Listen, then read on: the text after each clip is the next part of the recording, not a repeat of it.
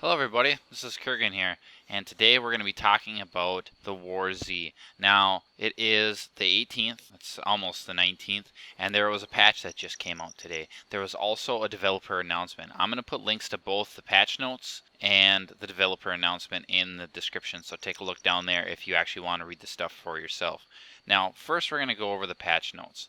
The big thing is their revival time has been changed. Previously it was 1 hour. Now, I had heard before the game actually came out that they plan to eventually have this at 24 hours. And that doesn't bother me. It bothers some people. But that's going to be the difference between hardcore mode and normal mode is that in normal mode, yeah, it'll be 24 hours, but you'll be able to keep your characters when they die. So I don't think that the 24 hours should be that big of a deal when they eventually get to it, if they decide to actually go that far.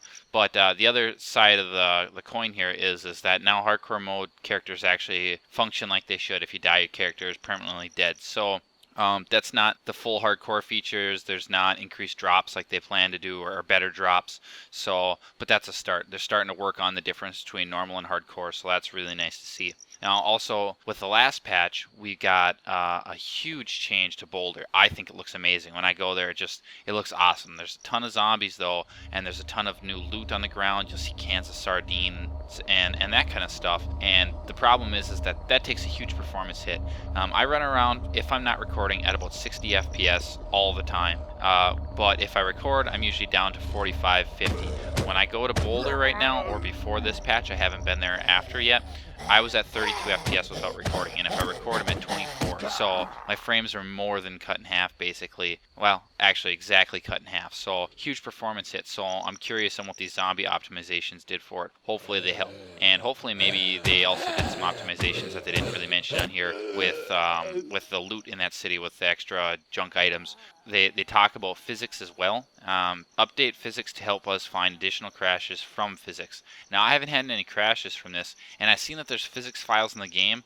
I'm not sure how they're used yet, though, so I'm not sure if they're going to enable more of these features from time, or if it's kind of sitting there for now, and that's just causing crashes for people. So hopefully they'll clarify and talk more about this later on. But I'm assuming for now they're probably working on bugs and working on getting performance well and balancing items and such. So I don't think we'll hear too much talk about that for maybe another month or two.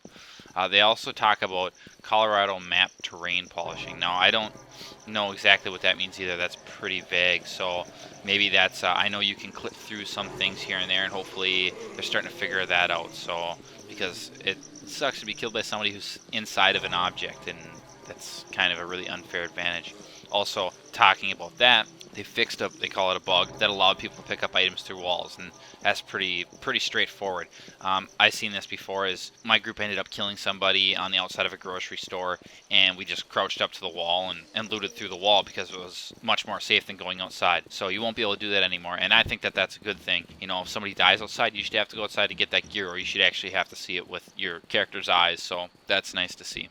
Also, another bug that they fixed is if anybody's actually seen this in the last, I want to say, week, it seemed to come with the patch that changed Boulder, was when you log in, sometimes characters' models would basically be missing. My friend was killed by a helmet. He thought he'd just seen a helmet floating around, and he was like, what the heck is that? And then it started shooting at him, and he actually died from it. So it sounds like that's fixed, so that's really nice. It wasn't supposed to last very long, but sometimes people had said that it lasted quite a while. And then it's getting close to Christmas, so they actually added some items, and it sounds like maybe even things beyond items, so we'll see. They say have fun looking for Easter eggs, so hopefully there'll be some pretty funny, interesting things. I'm assuming the resort's going to be the place to go because, well, there's snow there. Also, I did mention the revival time for normal characters is 4 hours.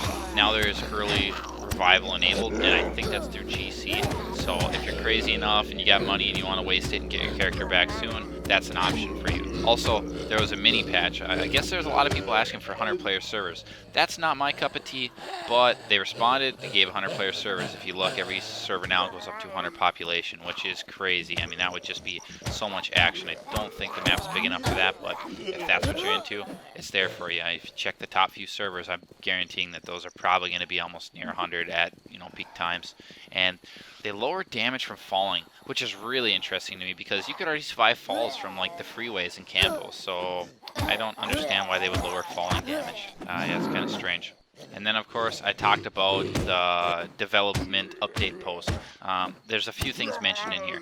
Basically, they're talking about what their plans, their recent or their upcoming plans are within the next, basically, month. They plan to be putting in leaderboards, which is going to be awesome. I'm curious on exactly how many stats they'll be tracking. I mean, obviously, they're going to have bandit kills, civilian kills, and zombie kills, because those stats are basically tracked. But it'll be curious to see how much more beyond that we'll actually be seeing. So, and then they're talking about rental of servers, so including Stronghold servers. That'd be really nice to see within the next month. I don't know if they'll be implementing that with their own servers or not, so I guess we'll see. And locker items. Now this is a really interesting one because I did like having tents in DayZ, except for when they glitched out and lost all my items. But I think that having a place to store items in the world and actually having that little bit of danger of people being able to take your stuff is kind of cool. So I'm curious if the locker items will stay in the game world after you log out, and you have to find a good place to set them. That could be an interesting new mechanic to the game. So, and also they talk about skills. Now, it doesn't sound like they're going to get them out this year. I know that they wanted to, but I guess they released the skills to a small group of people about a week and a half ago, and they've been testing them out. So hopefully we'll be seeing it maybe in January, maybe February at latest. So they're working on it, and as you've seen, when you kill things, you get experience. So it's out there, and hopefully we'll see them soon enough. And last but not least, they talk about hackers. Now, people have said, I've seen crazy numbers. 10% of the population's hackers and absurd things like that. I personally have only seen like one hacker ever, maybe two, and I've played quite a bit. So, but they do mention their system for it. They had some items in game that were basically not able to be accessed unless you were hackers, so that was a really easy way to ban some of these people. But they also have a system that basically checks for wall hacks and no clips and that kind of stuff and bans these people. And I personally think they're doing a good job of it. So hopefully they just keep banning these people. It's an online game. If you play any PC games, I play a ton of BF3. There's hackers in that as well. You can't stop it, but hopefully they can keep on it and keep banning these people and keep the population of hackers down. But yeah, that's basically all they talked about. So that's the patch notes and that's the development update. So yeah, let's hope that they keep to their words and they keep bringing out these new things like leaderboards and the rental of servers that they're talking about. So until next time, thanks for watching. This is Kurgan.